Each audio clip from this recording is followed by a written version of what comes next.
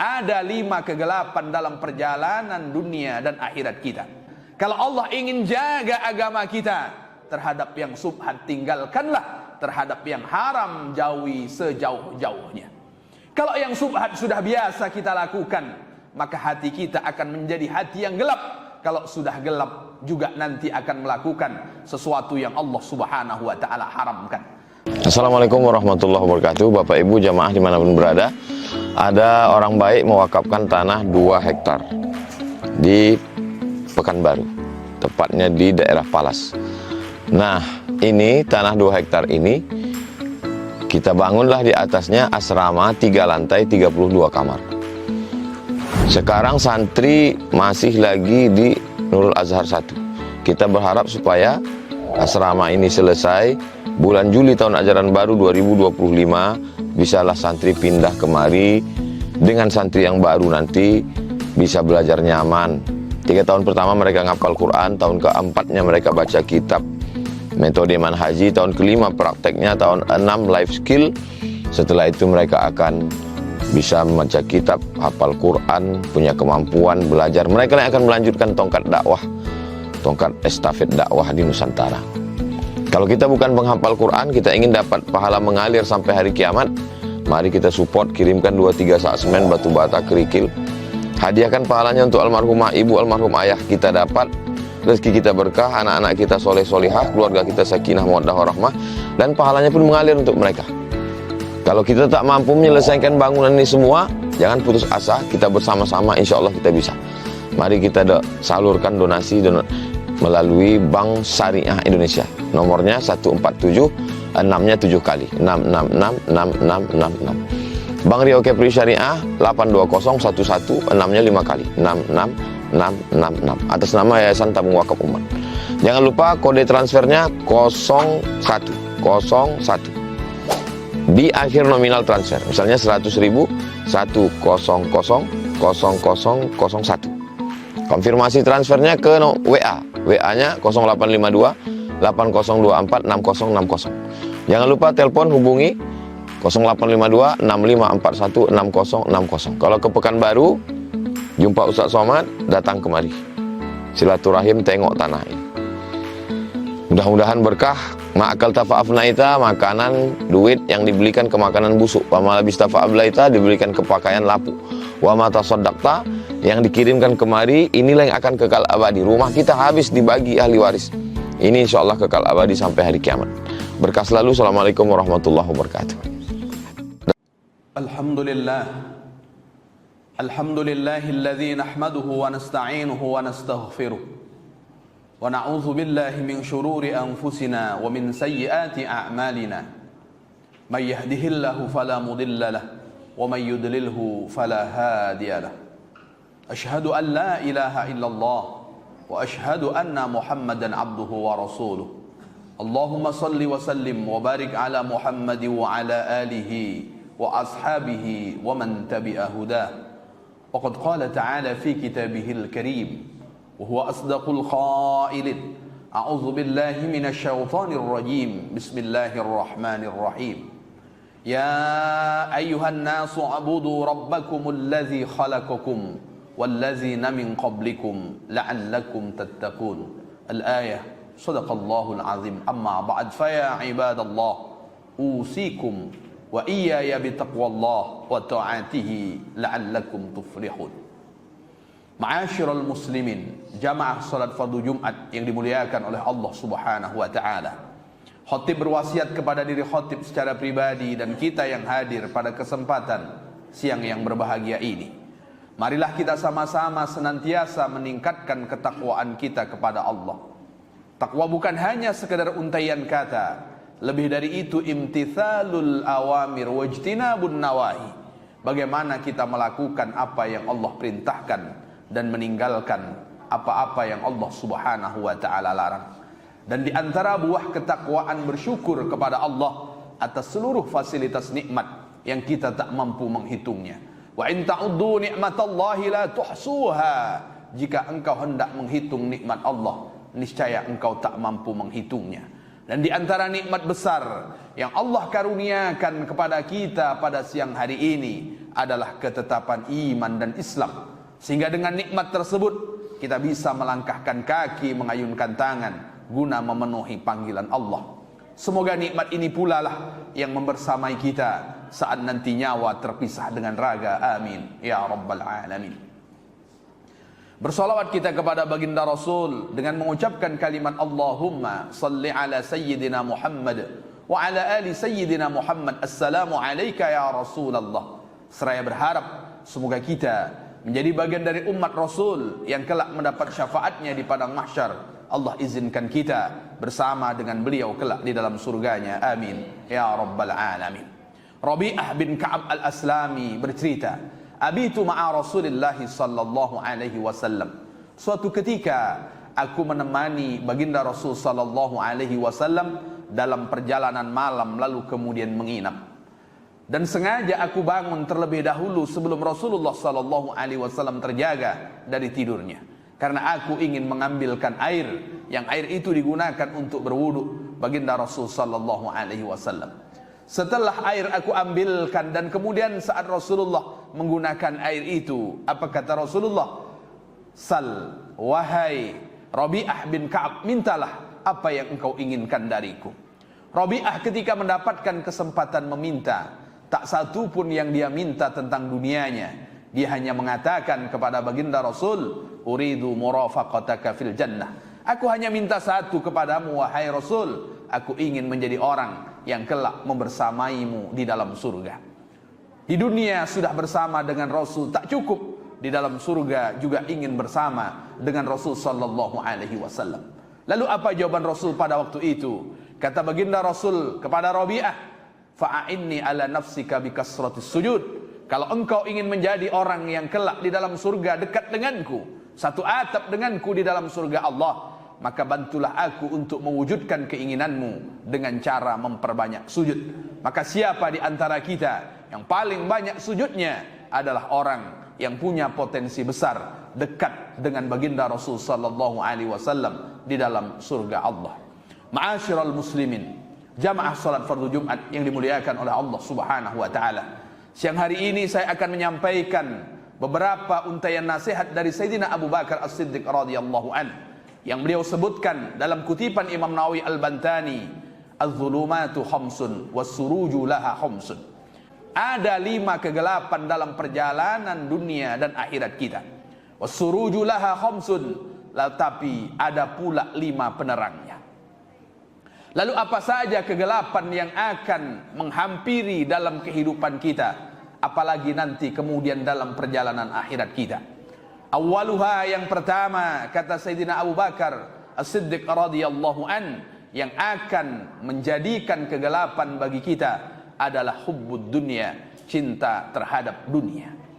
Bagaimana orang yang kemudian disebut cinta terhadap dunia, lalu kemudian ada kegelapan di dalam dirinya, ka'ayyuki'a fi syubuhat thummal muharramat. Di antara tanda orang itu cinta terhadap dunia, dia biasa melakukan sesuatu yang subhat. Kalau sudah biasa melakukan sesuatu yang subhat, maka nanti dia akan jatuh kepada sesuatu yang haram. Jika dunia kita dapat dengan cara yang subhat, jika dunia kita dapat dengan cara yang haram, berarti kita sudah termasuk orang-orang yang cinta terhadap dunia. Kalau ingin Allah jaga kehormatan diri kita, kalau Allah ingin jaga agama kita, terhadap yang subhat tinggalkanlah, terhadap yang haram jauhi sejauh-jauhnya. Kalau yang subhat sudah biasa kita lakukan, maka hati kita akan menjadi hati yang gelap. Kalau sudah gelap juga nanti akan melakukan sesuatu yang Allah Subhanahu wa taala haramkan. Maka menjaga diri supaya tidak jatuh kepada sesuatu yang subhat, menjaga diri supaya terhindar dari segala sesuatu yang Allah Subhanahu wa taala haramkan. Meskipun kita hidup di dunia, tapi tak disebut sebagai orang yang cinta terhadap dunia. Kalaulah subhat itu kita tinggalkan, yang haram kita jauhi, ittiqa Allah, karena kita takut kepada Allah Subhanahu wa taala, pasti Allah akan ganti dengan yang lebih baik. Yang baik bukan karena jumlahnya yang banyak, tapi yang baik ketika melepaskan pertanggungjawaban saat nanti kita diaudit, dimintai pertanggungjawaban oleh Allah Subhanahu wa taala. Bukankah yang kita dapat Allah Subhanahu wa taala tanya, min aina iktasabahu, dari mana kita mencarinya, wa fima anfaqahu, dan bagaimana pula kita menggunakannya. Maka orang yang selesai pertanggungjawaban dari fasilitas nikmat yang Allah Subhanahu wa taala berikan di dunia, maka sungguh cintanya terhadap dunia telah diselamatkan oleh yang disebut dengan takwa. Karena cinta terhadap dunia kegelapan, wasiraju lahu, dan penerangnya adalah takwa kepada Allah Subhanahu wa taala. Maka Rasul sallallahu alaihi wasallam menyebutkan, ittaqillaha haitsu ma kunta, takwalah engkau kepada Allah dimanapun engkau berada, karena takwa itulah yang akan menyelamatkan kita untuk tidak melakukan sesuatu yang subhat. Takwa itu pula lah yang kemudian akan menjaga kita supaya kita tidak melakukan segala sesuatu yang Allah Subhanahu wa taala haramkan. Takwa tidak menunggu ketika kita berada di masjid. Takwa tidak menunggu ketika kita mengenakan baju koko. Takwa tidak menunggu ketika kita berkumpul dengan orang-orang baik. Dimanapun kita berada, jadikanlah takwa penerang dari gelapnya cinta terhadap dunia. Maka kita tidak akan mengambil kalau itu bukan hak kita. Maka kita tidak akan melakukan tipu daya kalau kemudian itu akan mengsengsarakan orang lain.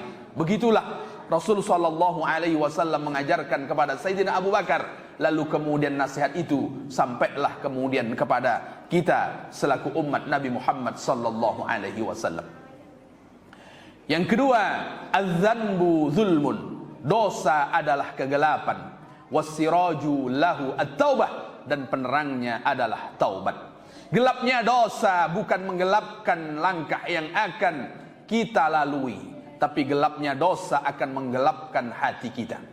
Anggota tubuh yang paling tinggi nilainya di dalam tubuh kita tak lain dan tak bukan adalah hati.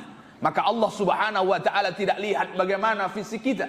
Allah Subhanahu wa taala tidak memandang bentuk, rupa, dan segala sesuatu yang menempel pada tubuh kita. Yang Allah Subhanahu wa taala nilai adalah hati.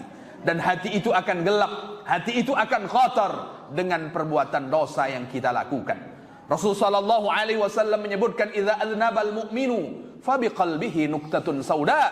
Ketika orang yang beriman melakukan satu dosa, sama dengan dia membuat satu bintik hitam di dalam hatinya. Ketika dosa itu bertambah, maka bertambah pula bintik hitam itu, dan seterusnya. Kalau dia biarkan, hati itu akan penuh dengan karat, lalu kemudian hati itu akan menjadi gelap. Sejuta kebaikan yang dia tengok tidak akan pernah mampu meluluhkan hatinya.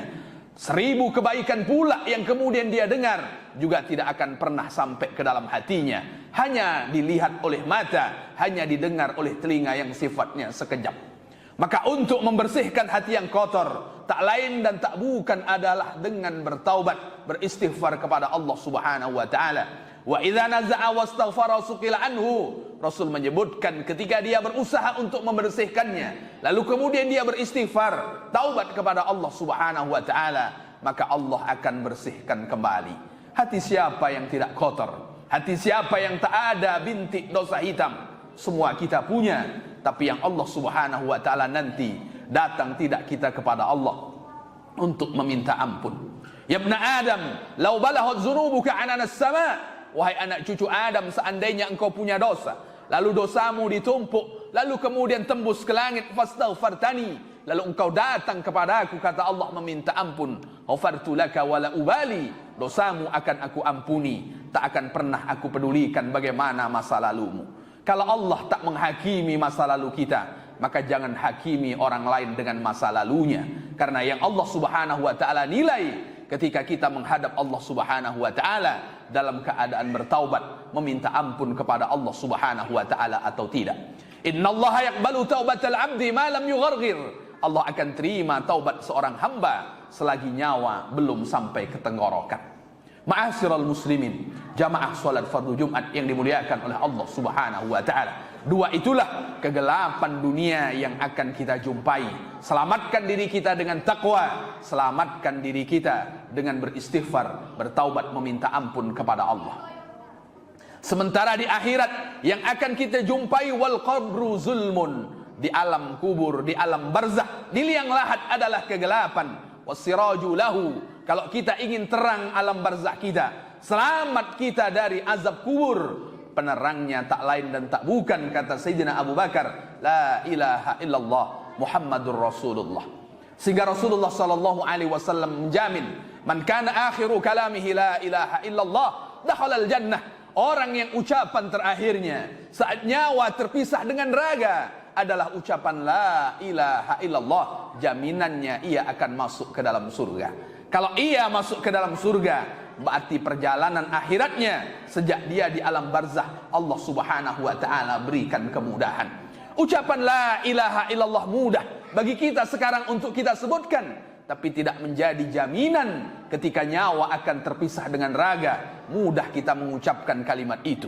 Buktinya betapa banyak orang yang ditalkin la ilaha illallah tapi tidak segera merespon untuk kemudian mengikutinya. Begitulah payahnya mengucapkan kalimat tahlil saat nyawa akan terpisah dengan raga. Lalu bagaimana kalimat Muhammadur Rasulullah akan menyelamatkan seseorang dari gelapnya alam barzah? Ketika orang nanti sudah diletakkan di liang lahat, ja'ahu malakani, saat satu persatu orang meninggalkannya, sehingga tak terdengar lagi suara telapak kaki orang yang mengantarkannya, dia akan didatangi oleh dua malaikat.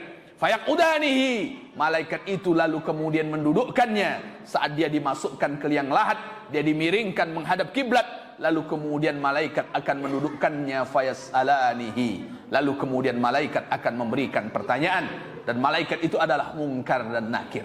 Dan di antara pertanyaan yang akan disampaikan kepada orang yang ada di alam barzah, madza qulta an hadzal rajul Muhammad? Apa pendapatmu tentang laki-laki yang bernama Muhammad? Apakah kita selaku umat Nabi Muhammad punya jaminan kita akan bisa menjawab tentang pertanyaan malaikat itu ketika kita menghafalkannya di dunia? Maka yang menjadi jaminan kita bisa menjawab tak lain dan tak bukan adalah iman dan amal kita. Fa'ammal mu'min, adapun orang yang beriman, ketika ditanya siapa Muhammad itu, dia akan menjawab annahu Abdullah wa rasuluh, bahwa Muhammad adalah hamba dan utusan Allah. Maka kalimat Muhammadur Rasulullah yang dijawab saat berada di alam barzah, Allah akan lapangkan kuburnya orang yang bersangkutan arba'ina zira'an menjadi 40 hasta. Begitulah lapangnya alam barzah dari kegelapan yang ada di dalamnya dengan ucapan Muhammadur Rasulullah. Yang keempat yang akan kita lewati kegelapan dalam perjalanan tak lain dan tak bukan adalah wal akhiratu zulmah wassiraju laha al a'malus salihah. Di akhirat adalah kegelapan. Kalau kita ingin gelap akhirat yang kemudian kita jumpai, Allah berikan terang. Gelapnya akhirat itu sulit demi sulit kita akan jumpai. Di padang mahsyar tak ada sehelai benang pun yang menempel di badan kita. Tak ada tempat kita berteduh, tak ada tempat kita bernaung. Allah subhanahu wa ta'ala dekatkan matahari dengan kepala kita.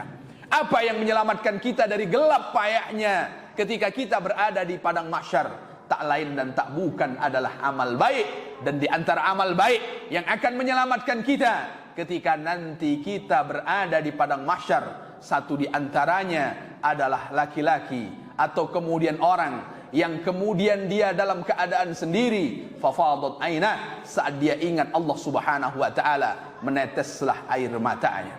Ada dua tetesan yang dengan dua tetesan itu Allah subhanahu wa ta'ala akan menyelamatkan ia dari api neraka. Yang pertama menangis karena takut kepada Allah subhanahu wa ta'ala. Yang kedua darah yang menetes di medan perang untuk jihad di jalan Allah subhanahu wa ta'ala. Ma'asyiral muslimin, jamaah salat fardu Jumat yang dimuliakan oleh Allah subhanahu wa ta'ala.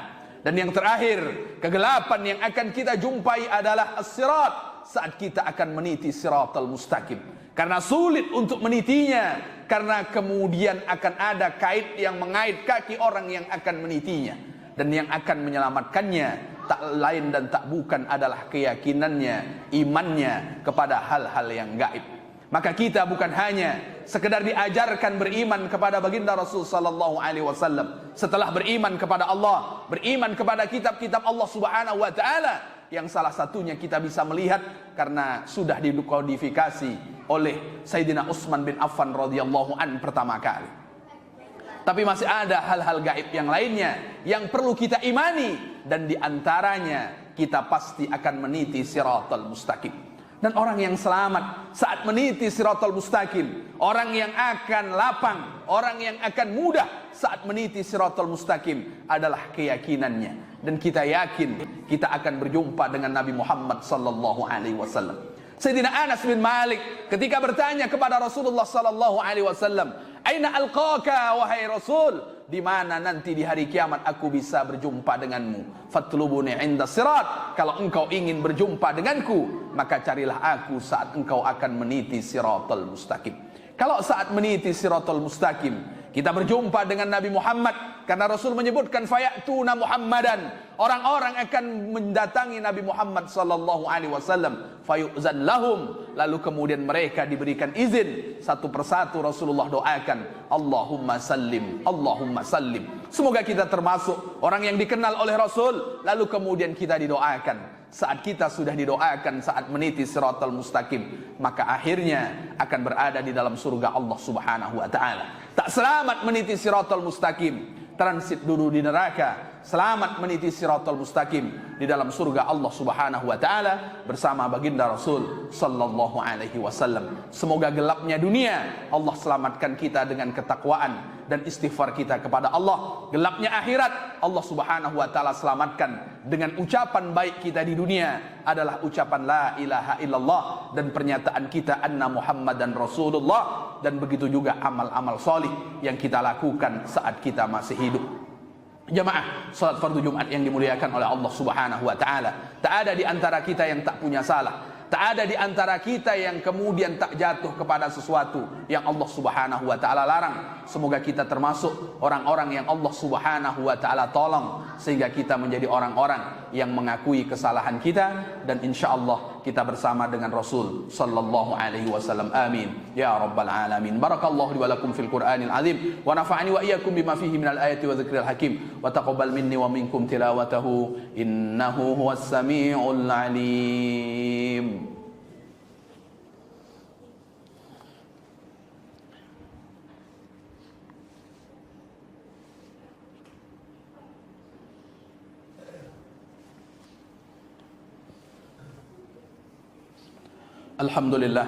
Alhamdulillahilladzi arsala rasulahu bil huda wa dinil haqq liyudhhirahu 'ala ad-din kullih wa kafa billahi shahida. Asyhadu an la ilaha illallah wa asyhadu anna Muhammadan 'abduhu wa rasuluh. Allahumma shalli wa sallim wa barik 'ala Muhammadi wa 'ala alihi wa ashabihi wa man tabi'al huda. Wa qad qala ta'ala fi kitabihil karim wa huwa asdaqul qailin. A'udzu billahi minasy syaithanir rajim. Bismillahirrahmanirrahim. يا أيها الذين آمنوا اتقوا الله حق تقاته ولا تموتن إلا وأنتم مسلمون. أما بعد فيا عباد الله أوصيكم وإياي بتقوى الله وطاعته لعلكم تفلحون.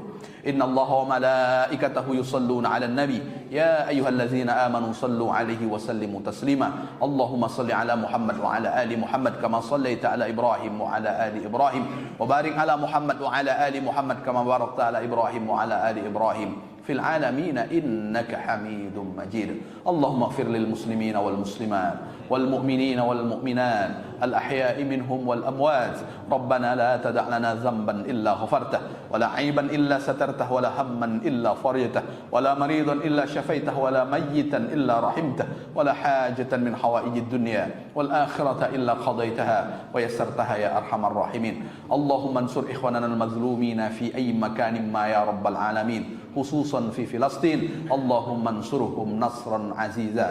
اللهم لا تسلط علينا من لا يخافك ولا يرحمنا.